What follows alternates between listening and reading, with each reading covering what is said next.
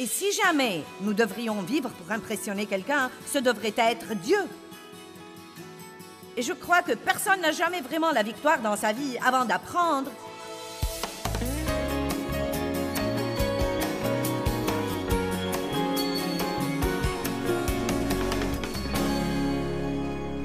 Pour ceux d'entre vous qui ne savent pas quel est le message aujourd'hui, je vais enseigner sur le contrôle de soi.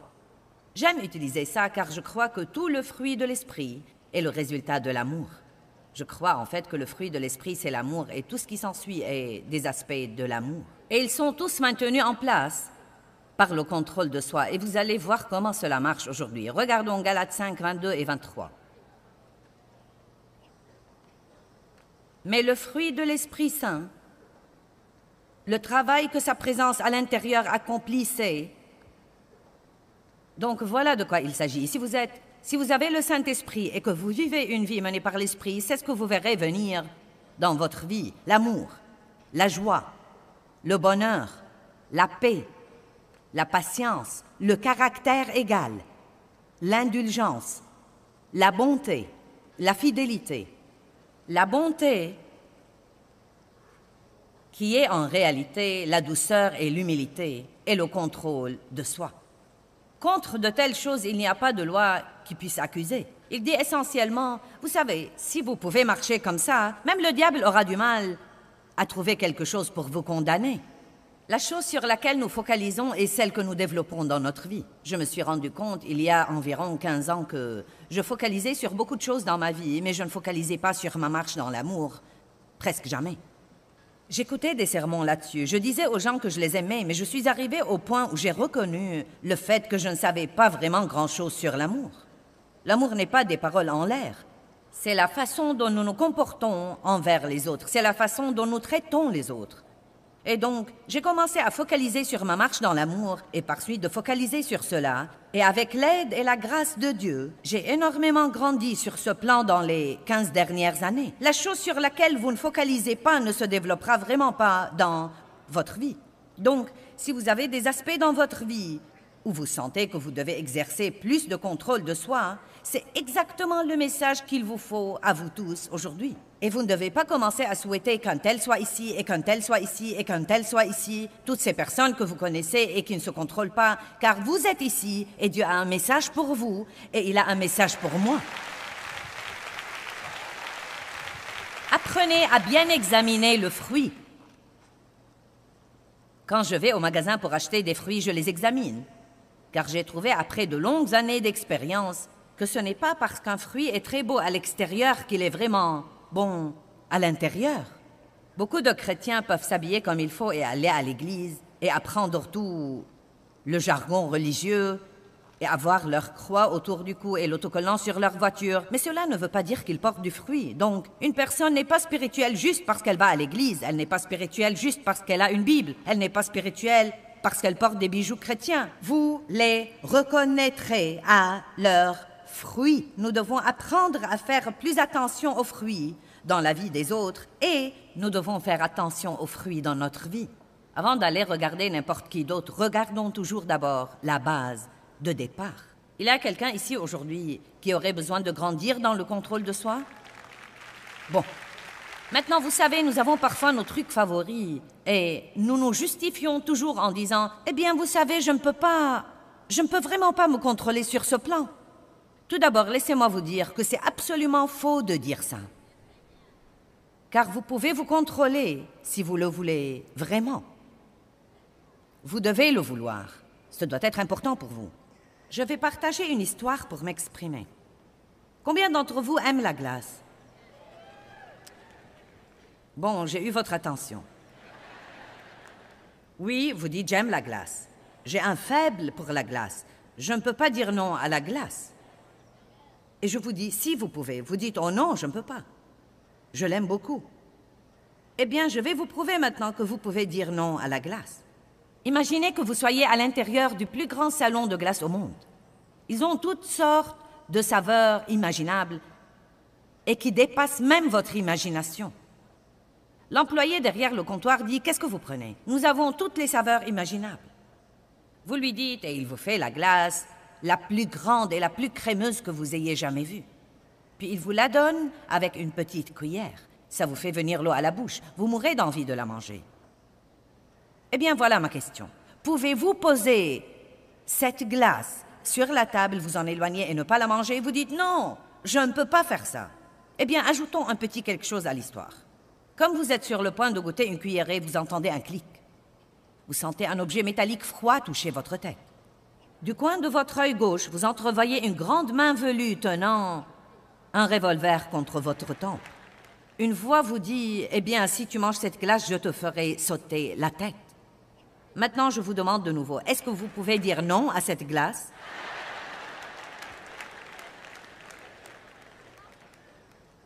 Il est extrêmement important pour nous d'apprendre que nous pouvons faire ce qu'il faut avec l'aide de Dieu.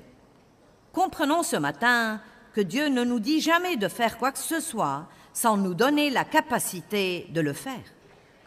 Quelle absurdité ce serait si Dieu nous disait « Faites ceci et ceci, mais à propos, vous ne pouvez pas faire ça. Je vais donc m'asseoir ici et rire et vous regarder lutter. » Dieu dit que nous pouvons, c'est nous qui disons que nous ne pouvons pas. Et tant que nous croyons que nous ne pouvons pas, nous ne pourrons pas. Je voudrais suggérer que vous commenciez par confesser plusieurs fois par jour à haute voix « J'ai le fruit du Saint-Esprit en moi » et je travaille avec le Saint-Esprit pour développer ce fruit chaque jour. Chaque jour, je grandis dans le fruit de l'Esprit. Je marche dans l'amour, la joie, la paix, la patience, la bonté, la bienveillance, la fidélité, la douceur et le contrôle de soi. Je suis maître de moi-même.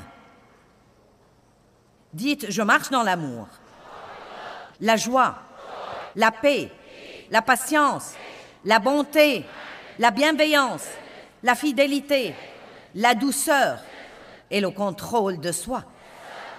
Dites après moi, je peux me contrôler. Maintenant, pourquoi est-il important que nous commencions à confesser les choses à haute voix? Parce que la Bible nous apprend que nous pouvons avoir ce que Dieu dit que nous pouvons avoir, mais je crois que nous devons apprendre aussi à dire ce que Dieu dit.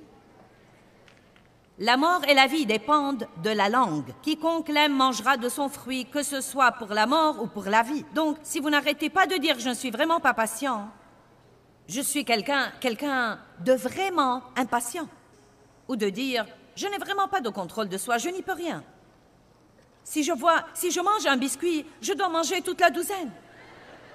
Eh bien, n'est-ce pas vraiment absurde? Vous avez la puissance de l'univers qui demeure à l'intérieur de vous et vous allez me dire que vous ne pouvez pas dire non à un biscuit? Non, mais vous pouvez faire tout ce que vous voulez, vraiment, vraiment, vraiment, vraiment faire. Je vous donne un autre exemple. Disons que combien d'entre vous se comportent parfois à la maison derrière les portes fermées d'une façon dont vous ne vous comporteriez pas devant quelqu'un qui... Bon, allez maintenant, soyez honnête. Eh bien, supposons que vous piquez une colère royale à la maison. Non, mais vous êtes très en colère contre tout le monde, vous criez après les enfants, vous tempêtez, vous êtes vraiment en colère. Vous dites toutes les choses que vous pouvez imaginer. Non, mais vous êtes en plein milieu de cette crise, en plein milieu. J'en ai ras-le-bol de ceci et vous feriez mieux de nettoyer rapidement ce grand gâchis et j'en ai par-dessus la tête de ceci et cela. Et la sonnette retentit et vous jetez un coup d'œil par le Judas et c'est moi.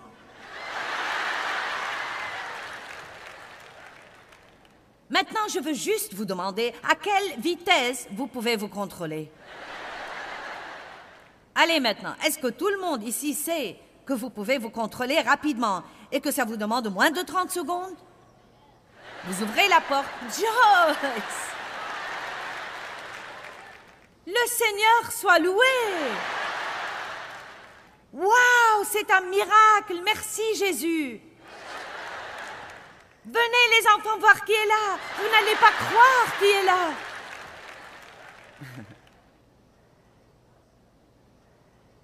Combien d'entre vous ont compris? Vous voyez, le problème est que nous pouvons nous comporter vraiment bien avec les gens que nous voulons impressionner. Mais voilà la chose que nous devons comprendre. Dieu voit tout. Et ce n'est pas parce que vous rentrez à la maison et que vous fermez la porte qu'il n'est pas là.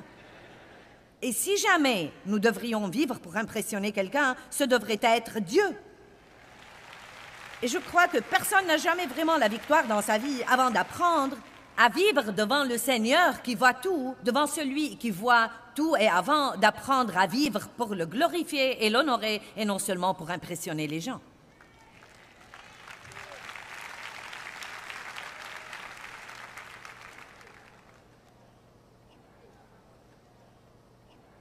Apprenez à vous contrôler par l'amour de Dieu. Jésus dit, si vous m'aimez, vous m'obéirez. Et je crois honnêtement que nous aimons Dieu par degrés. Vous commencez peut-être par l'aimer un peu. Ensuite, j'espère, comme vous grandissez dans votre vie avec Dieu, vous l'aimez de plus en plus et vous arrivez au point où vous l'aimez tellement que vous ne savez pas comment le lui exprimer. Et quand vous aimez quelqu'un, vous voulez faire ce qu'il veut que vous fassiez. Même si vous ne voulez pas le faire en particulier, vous voulez tellement lui plaire que vous le ferez parce que vous l'aimez beaucoup. 2 Corinthiens 5, 14 et 15. Et à propos, le contrôle de soi est votre ami. Ce n'est pas un ennemi ou quelque chose dont vous dites chaque fois que vous en entendez parler, « Oh, le contrôle de soi ». Oh mon Dieu, je peux vous assurer qu'il y a des gens qui ne sont pas venus aujourd'hui à cause de ce message.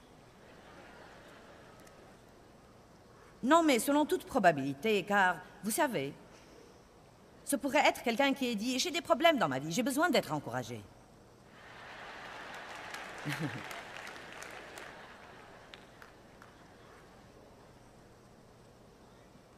Vous savez, des messages comme ça ne sont pas un dessert. C'est des trucs pour grandir. Toute correction sur le moment ne semble pas sujet de joie, mais plus tard, elle produit un fruit de paix et de justice chez ceux qu'elle a ainsi exercés. Voulez-vous rester comme vous êtes le reste de votre vie? Ou dans un an ou deux, vous voulez être une personne différente et avoir la paix et la joie et l'espérance et la puissance?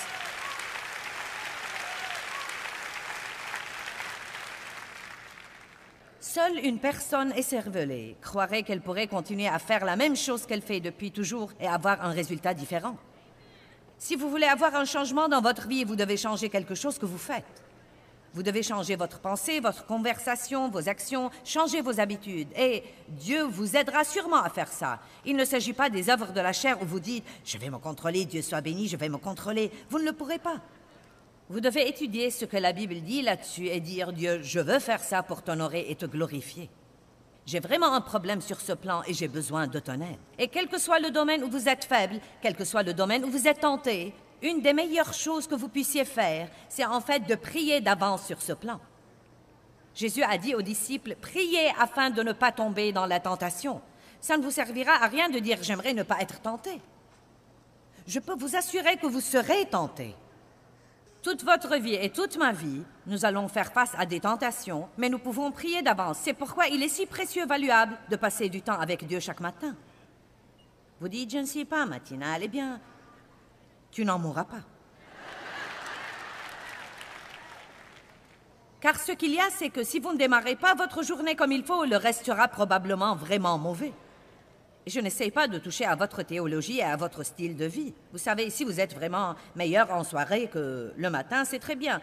Vous pouvez passer la plus grande partie de votre temps avec Dieu la nuit où vous étudiez la parole et tout ce qui s'ensuit. Mais au moins, montrez à Dieu l'honneur de lui donner 5 minutes le matin juste pour lui dire « Dieu, j'ai besoin de toi. Je ne crois pas que je puisse faire quoi que ce soit comme il faut sans toi aujourd'hui. »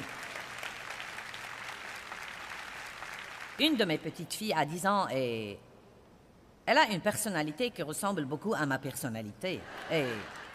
Sauf que le Saint-Esprit a dû travailler 68 ans sur moi. Et donc, elle a encore beaucoup de chemin à faire. Et sa mère lui dit tout le temps, « Tu sais, tu ressembles beaucoup à ce qu'était ta mémé. Et tu sais, chérie, elle a vraiment appris à bien se contrôler. Donc, dernièrement, elle m'a vraiment honorée tout en disant à sa mère, « Crois-tu que mémé puisse passer un temps avec moi 2 ou 3 fois par mois pour m'enseigner? » Eh bien, je m'y connais en tout ça, donc, je me suis assise avec elle et la première chose dont nous avons parlé, je lui ai dit, « Je veux que tu prennes l'habitude de passer les 5 premières minutes de ton matin avec Jésus. Dis-lui que tu as besoin de lui pour t'aider à contrôler ton humeur aujourd'hui et à contrôler ta bouche aujourd'hui, que tu veux être ce qu'il veut que tu sois. Dieu, s'il te plaît, aide-moi. Vous n'allez pas avoir l'aide de Dieu si vous ne la demandez pas. Ne présumez pas, vous n'avez pas parce que vous ne demandez pas. Amen. Donc, disons que vous avez un faible sur les sucreries et que vous avez dit toute votre vie, je ne peux pas me passer des sucreries. C'est mon point faible, c'est mon esclavage, le chocolat est mon esclavage, je dois le manger. Non mais, nous disons de mauvais trucs depuis des années et des années et des années. Il paraît que la bouche soit le domaine le plus difficile à contrôler, ce qui y entre et ce qui en sort. Non mais, un si petit membre qui cause toujours tant de problèmes. Amen. Vous devez donc tous commencer par dire « J'ai vraiment le fruit du contrôle de soi. Je peux vraiment me contrôler. Je suis vraiment une personne qui est maître d'elle-même. Si je veux manger un biscuit, je mange un biscuit, mais je peux m'arrêter quand je veux m'arrêter. Je ne dépense pas l'argent que je n'ai pas. Je suis une personne disciplinée. Je garde ma maison toujours propre. Je m'occupe de ma propre voiture et je m'occupe également de mon corps. Et tout cela n'est peut-être pas du tout vrai au départ. Et peut-être que le diable dira, c'est faux, tu mens. Dites-lui, non, je ne mens pas, j'appelle à l'existence ce qui n'existe pas.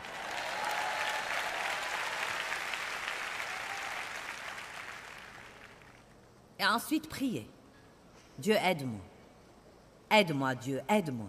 Je crois que quand vous priez et que vous dites ça, Dieu se met à travailler dans votre vie. Ça ne sert à rien de prier en disant « Oh Dieu, aide-moi à me contrôler » et ensuite vous vous retournez et vous dites que vous n'avez aucun contrôle de soi.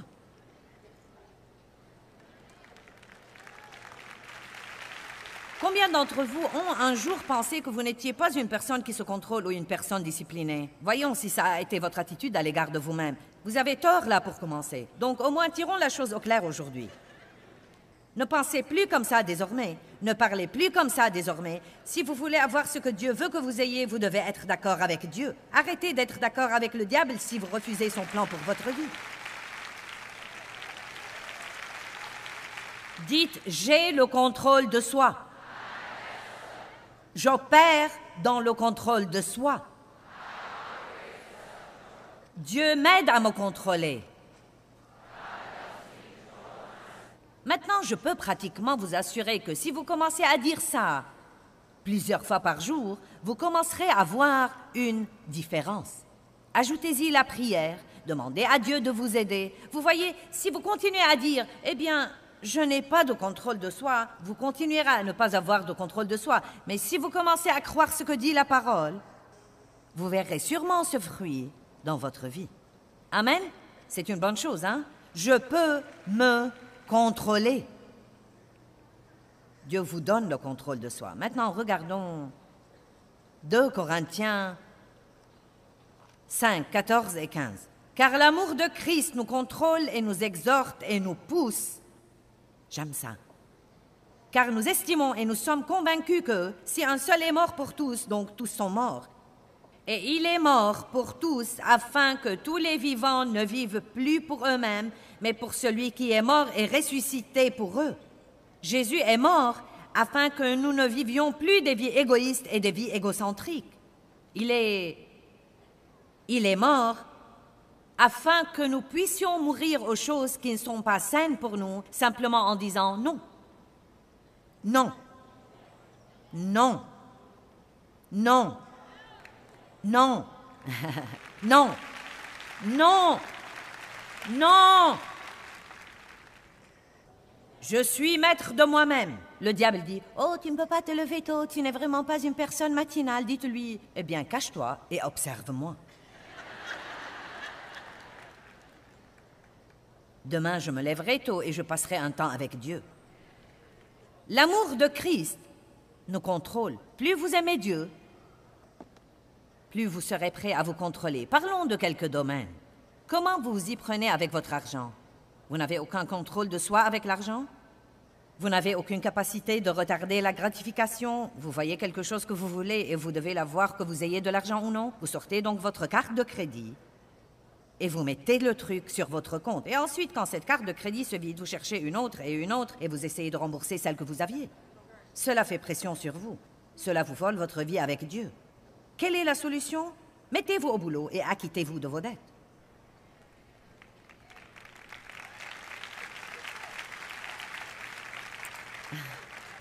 Je crois que la chose la plus amusante pour moi quand je prêche, c'est d'observer les réactions des gens à certaines déclarations.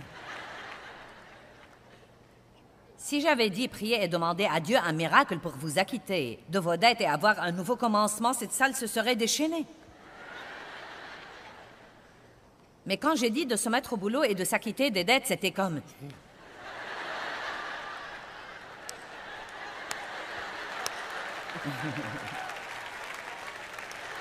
C'est comme si ce genre de truc choque notre système. C'est comme...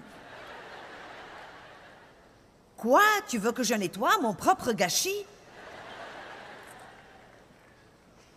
Je m'étonne de l'homme estropié dans Jean 5 qui était couché au bord de la piscine depuis 38 ans. Et quand Jésus est venu s'occuper de sa situation, la première chose, depuis combien de temps es-tu dans cette situation? Il a dit 38 ans. Il lui a dit, veux-tu vraiment guérir? Veux-tu vraiment guérir? Et après lui avoir parlé et après avoir trouvé quelques prétextes, Jésus lui a dit, lève-toi, prends ton lit et marche. Donc je crois que le message là est, lève-toi, aie du cran, remue-toi vite, lève-toi de ton attitude léthargique, paresseuse, passive, et avec l'aide de Dieu, nettoie ton gâchis et vis ta vie.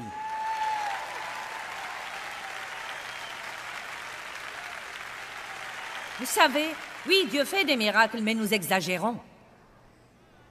Dieu, j'ai besoin d'un miracle, j'ai besoin d'un miracle, j'ai besoin d'un miracle. Eh bien, peut-être que vous devez prendre quelques mesures aussi.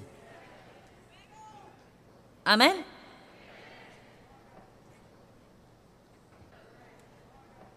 Vous en serez plus enthousiasmé dans un an que vous ne l'êtes maintenant. Comment vous vous occupez de vous-même? Vous dormez 7 ou 8 heures la nuit? Vous buvez la moitié de votre poids en eau? Certains pensent, minute, je me noierai.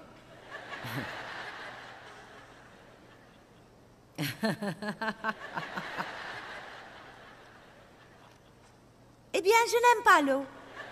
Mon père disait, je n'aime pas l'eau. Eh bien, il avait des problèmes de reins. Non, mais il disait même, l'eau me donne la nausée, je ne peux vraiment pas boire l'eau.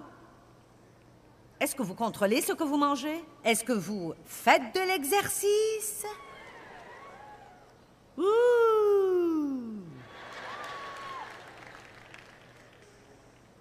Non, mais si vous ne pouvez rien faire d'autre, commencez par vous garer loin dans le parking et marcher jusqu'au magasin, plutôt que d'attendre la place la plus proche de sa porte pour que vous n'ayez pas à bouger.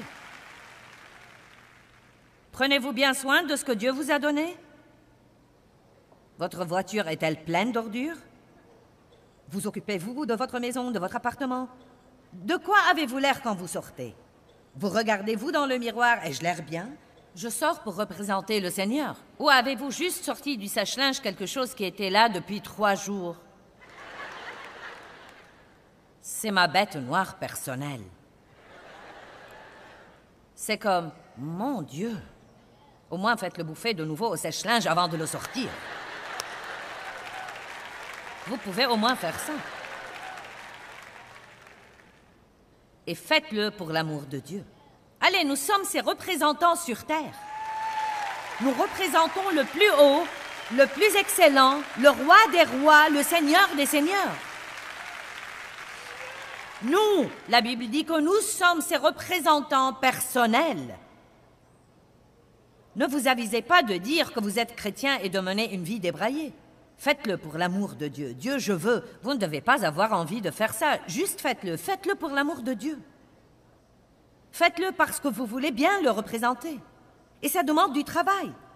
Mener une vie excellente demande beaucoup de travail, mais ça vous empêche de vous ennuyer. De vous allonger sur le canapé. Je suis si ennuyée.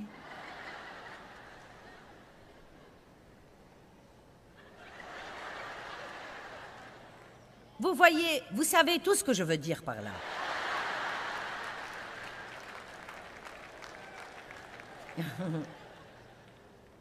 N'est-ce pas? Je n'ai même pas besoin de l'expliquer. Même les gens qui nous regardent à la télé, vous avez pigé. Certains sont tombés sur cette émission en s'allongeant sur le canapé.